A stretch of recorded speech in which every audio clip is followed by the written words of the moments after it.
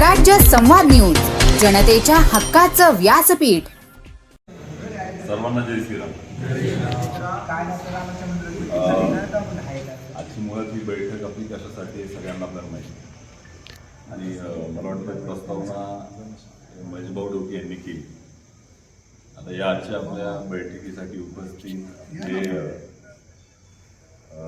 ज्येष्ठ नेते संजय शेठ थोरात, त्याचबरोबर जे आपले आता या जिल्हा परिषदच्या निवडणुकीसाठी जे आपले इच्छुक आणि कार्यक्षम म्हणायला हरकत नाही असे उमेदवार आणि हिंदुत्ववादी आपले संघटनेचं कायम त्यांनी काम केलेले ते गणेशभाऊ गाडे, त्यांच्याबरोबर आलेले आमचे सगळे सहकारी. खरं तर प्रत्येकाचं नाव घ्यायला पाहिजे, पण काय आहे, वडगावची एक खासियत आहे की ज्यावेळी ती वडगावकर मंडळी सगळी एकत्र येतात तर ती कायम साध्य काय होणार आहे याच्यावरती लक्ष ठेवतात. त्यांना मानापानाचं काही असं काही मोठेपणा नाही. आज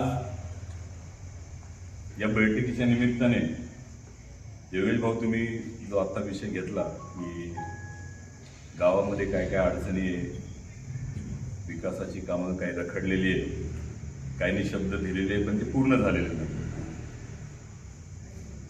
पण त्याच्यावरती सविस्तर संजय शेठ बोलतील. मला एक थोडंसं एक 20-22 वर्ष पाठीमागे जातो.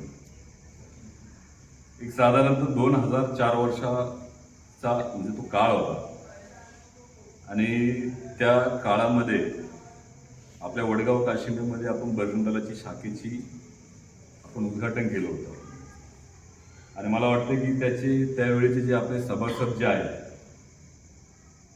आता आमचे महाराज युवराजजी पिंगळे, आशिषजी डोके आहेत, अनिलजी आहेत, योगेशजी आहेत, अशी सगळी मंडळी ही तेव्हापासून म्हणजे साधारणतः 20-22 वर्षापासून ही सगळी मंडळी विश्व हिंदू परिषद बजरंग दलाशी जोडली गेली आणि प्रत्येकाचा संबंध हा कायम मनसरशी आलेला आहे. मला अजूनही ती गोष्ट आठवते की ज्यावेळी आम्ही बजरंग दलाची शाखा इथं चालू केली त्यावेळी लोकांसाठी बजरंग दल हे नवीन होतं, पण त्यावेळी ज्यावेळी आपण शाखा इथे सुरू केली आणि आपण बजरंग दलाने एक कार्यक्रम हाती घेतला होता. आपलं स्वयंभू गणपतीची गणेश जयंती होती आणि त्यावेळी आपल्या वडगावमधल्या सगळ्या कार्यकर्त्यांनी त्या गणेश जयंतीचं नियोजन केलं आणि त्यावेळी मला आठवतं की आमचे मामा पत्रकार इथं आहेत, त्यांनी पेपरमध्ये अशी बातमी दिली होती की बजरंग दलाच्या कार्यकर्त्यांनी समाजकार्य हातात घेतलं आणि ज्यावेळी ही बातमी त्या वृत्तपत्रात आली त्यावेळी हे जे आता इथे काही याच्यातले आपले जे बजरंग दलाचे कार्यकर्ते, विश्व हिंदू परिषदचे आणि हिंदुत्ववादी कार्यकर्ते, त्यांना प्रोत्साहन भेटलं आणि मग आपण ते काम करायला लागलो. मग आपण विचार केला की आता समाजकार्यामध्ये सुद्धा आपण उतरलो पाहिजे आणि ज्यावेळी ते कार्य आपण हातामध्ये घेतलं त्यावेळी आम्ही आमचा संपर्क मनसरमध्ये आला आणि मनसरमध्ये त्यावेळी खऱ्या अर्थानं बजरंग दलामध्ये काही जुनी मंडळी होती, त्याच्यामध्ये आपण आवर्जून नाव घ्यायला पाहिजे धर्मवीर चंद्रशेखर अण्णा बानके आणि त्यांच्या समवेत काम करणारा आपला आज जो इच्छुक आणि कार्यक्षम उमेदवार आहे गणेशभाऊ गाडे.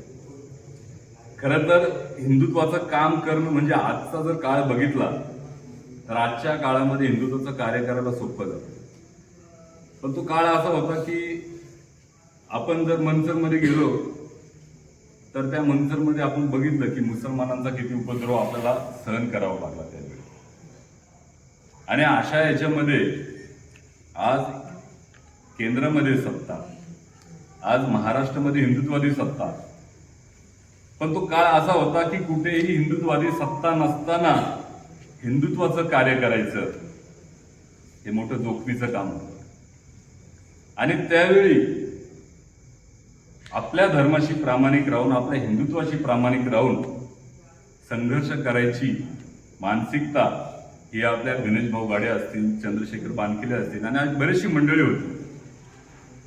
तर अंगावरती अनेक गुन्हे घेतले पण हिंदुत्वाचं कार्य चालू ठेवलं. त्यांनी कधी स्वप्नात पण विचार केला नसेल की 2014 नंतर भविष्यामध्ये कधी ना कधी या आपल्या देशात राज्यात हिंदुत्ववादी सरकार येईल आणि आज जो आम्ही संघर्ष करतो तो आमचा संघर्ष उद्या संपून जाईल. खरं तर माणसाची प्रामाणिकता आणि माणसाची मानसिकता आपल्या धर्माबद्दल ही संघर्षाच्या काळात दिसते, ही वाईट काळात दिसते आणि त्या वाईट काळामध्ये ही सगळी मंडळी हिंदू धर्माचा झेंडा आपल्या खांद्यावरती घेऊन त्या समाजामध्ये काम करत. आता ही निवडणूक लागली जरी तरी मला सांगायचंय की साकोरे आणि वडगाव जर एक 50 मीटरचा बंधाराचा जो पूल आहे तो जर सोडला तर मला वाटत नाही की वडगाव आणि साकोरे काही वेगळे, बिलकुल वाटत नाही. पहिल्यापासून एक आजही तुम्ही बघितलं तर साकोरकरांचं कायम वडगावला येणं जाणं आहे.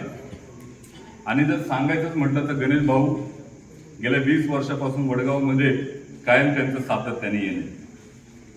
मला एक गोष्ट आठवते की वडगावच्या अनेक लोकांचे अनेक प्रश्न गणेश भाऊ कायम सातत्याने आम्हाला फोन करतात की बाबा या व्यक्तीला याचं हॉस्पिटलचं काम आहे, या घरामध्ये आपली मुलगी आहे तिला कॉलेजमध्ये डोनेशन मागतात.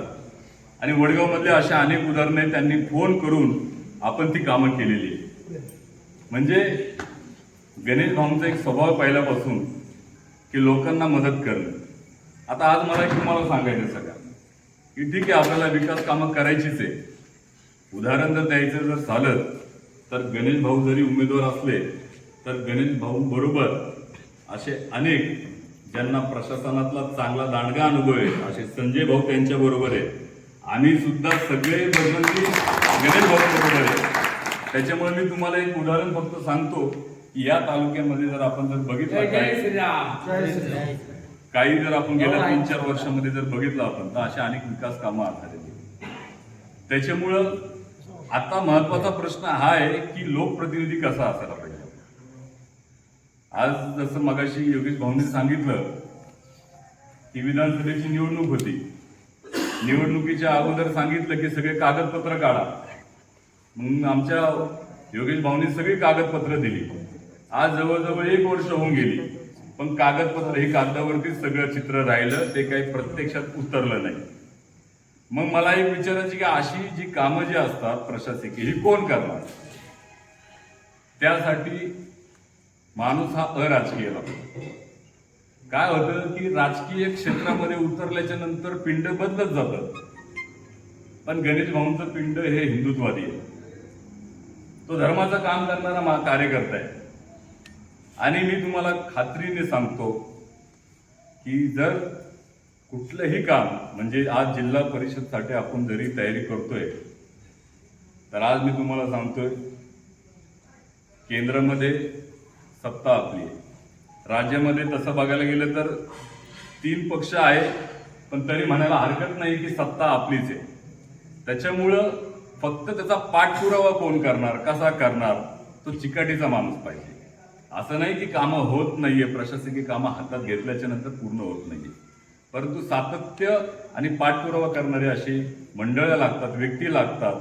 असे आमचे गणेश भाऊ आणि त्यांच्याबरोबर ही बाकीची मंडळी आहेत की ते स्वतः उमेदवार म्हणून आज जर विचार केला तर आम्ही स्वतः उमेदवार म्हणूनच ही भूमिका आहे.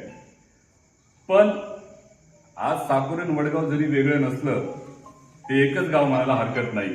आणि मग मगाशी सुरुवातीलाच महेश भाऊंनी विषय सांगितला की कदाचित उद्या या गावाला सुद्धा उमेदवारी येऊ शकते. आणि ह्या गावाला जर उमेदवारी जर आली तर आम्ही तुम्हाला सांगतो गणेश भाऊ आपण सगळ्यांनी त्या उमेदवाराच्या मागे राहायचंय. जिल्हा परिषदला उमेदवारी वडगावमध्ये आली ही आमची प्रामाणिक भूमिका आहे.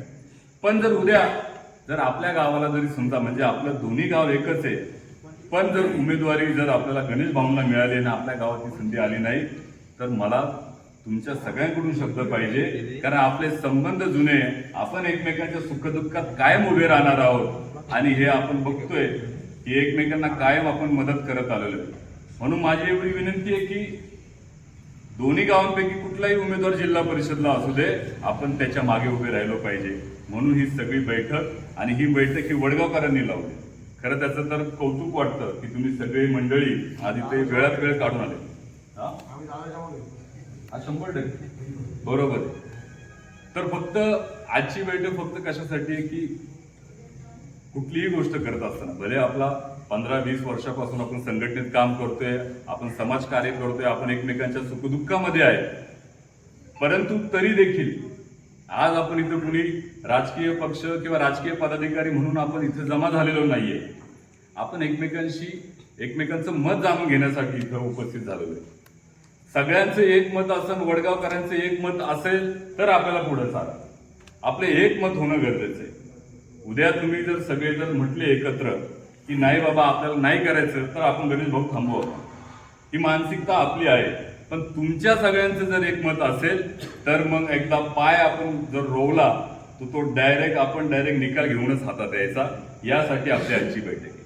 आणि म्हणून इथं प्रत्येकाचं मत तेवढंच गांभीर्यपूर्वक घेतलं जाईल, प्रत्येकाला तेवढंच महत्व आहे. म्हणून ही बैठक आहे. ही बैठक आहे आम्ही सांगण्यासाठी आलो नाहीये की आम्ही आता लढणारच आहे. आम्ही तयारी करतोय, पण तुमची साथ असणं गरजेचे आहे, तुमचा विश्वास असणं गरजेचं आहे. आणि हा विश्वास का असायला पाहिजे, तर आपला उमेदवार गणेश भाऊ हा हिंदुत्ववादी कार्यकर्ता आहे. आज बघतोय आपण परिस्थिती, आपण राजकीय पक्ष म्हणून नाही इथं कुणी उपस्थित नाही, पण आपण काय की धर्मबंधू म्हणून आपण सगळे इथे एकत्र आलेलो आहे. सगळ्यांचं जर एकमत झालं तर आज या आपल्या प्रभू श्रीरामांचा आशीर्वाद घेऊन आपण इथूनच कापून नारळ फोडून काम करू. सगळ्यांचं एकमत असलं पाहिजे, तरच आपल्याला पुढे जाता येईल. आणि मला असं वाटतंय की योगेश भाऊ तुम्ही तुमचं मत दिलेलं आहे, महेश भाऊ तुम्ही तुमचाही विचार सांगितला, आणि तो प्रत्येकाची भावना आहे की नाही बाबा आपल्याला आपला जिल्हा परिषदचा उमेदवार आणि असा असायला पाहिजे की बाबा आज फोन केला तर तो हजर असला पाहिजे. नाहीतर होतं काय, निवडणुकीची परिस्थिती एवढी भयंकर झालेली आहे.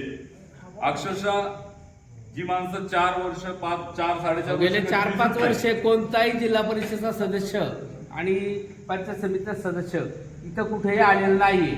कुठल्याही प्रकारचं काम अगदी त्यांनी कोणीही सांगावं की आम्ही झेडपील लढलो, आम्ही निवडून आलो आणि आम्ही या वडगावमध्ये 1 रुपयाचं काम केले, हे कोणीही सांगावं, हे झालेलं नाहीये. इथून मागचा काळ वेगळा होता. आता ही तरुण पिढी पुढे आलेली आहे आणि तरुण पिढी एवढी सक्षम आहे की ते जे म्हणतील त्याप्रमाणे या ठिकाणी उमेदवार, जर तरुण पिढी म्हटली गणेश भाऊ आज आहे, गणेश भाऊच्या मागे सगळ्यांनी उभं राहायचं, तर तरुण पिढी तिथे उभी राहणार आहे. कारण गावचा विकास, गावच्या छोट्या छोट्या गोष्टी हे कोण बघणार असतं. तुमचा आज हक्काचा उमेदवार तुम्ही असणार, त्यावेळेस आम्ही तुम्हालाच बोलणार ना